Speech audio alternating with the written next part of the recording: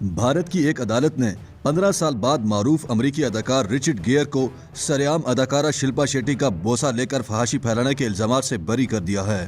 یاد رہے کہ سن 2007 میں دلی میں ایڈز کی بیماری بارے بیداری پھیلانے کے لیے منعقدہ ایک پروگرام میں رچرڈ گیئر نے سٹیج پر جذباتی ہو کر شلپا شیٹی کے رخسار کے سرعام بوسے لے لیے تھے۔ یہ عمل بظاہر اداکارہ کی مرضی کے خلاف ہوا تھا، چنانچہ ایک تنازع کھڑا ہو گیا اور مختلف ہندو انتہا پسند تنظیمیں رچرڈ کے خلاف عدالت میں چلی گئیں اور امریکی اداکار اور بھارتی اداکارہ کے خلاف سرعام فحاشی پھیلانے کا کیس دائر کر دیا۔ اب 15 برس بعد اس کیس کا فیصلہ کرتے ہوئے بھارت کی ایک عدالت نے فیصلہ دیتے ہوئے کہا کہ امریکی اداکار اور بھارتی اداکارہ کے خلاف فحاشی پھیلانے کے الزامات بے بنیاد تھے، لہٰذا رچرڈ گیئر کو بری کیا جاتا ہے۔ خیال رہے کہ اس واقعے کے بعد بنیاد پرست ہندو گروپوں نے اس عمل کو روایات کی توہین قرار دیا تھا۔ رچرڈ گیئر نے اس واقعے کے بعد معافی بھی مانگ لی تھی۔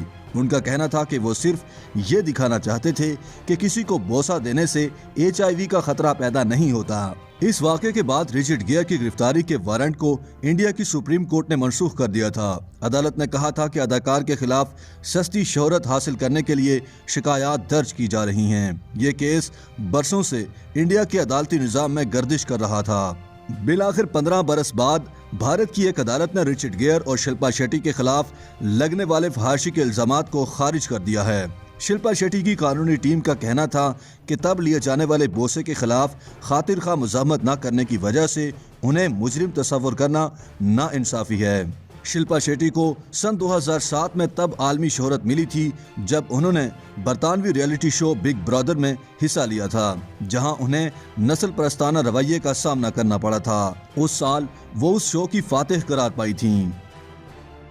YouTube پر گوگلی نیوز دیکھنے کے لیے youtube.com کی سرچ بار میں گوگلی نیوز TV ٹائپ کریں۔ گوگلی نیوز کے پیج پر سرخ رنگ کے سبسکرپشن والے بٹن پر کلک کرنا نہ بھولیے۔ YouTube پیج پر اپلوڈ ہونے والی ویڈیوز سے باخبر رہنے کے لیے بیل آئیکن پر کلک کیجیے۔ آپ کو ہر نئی ویڈیو کے بارے میں نوٹیفیکیشن موصول ہو جائے گا۔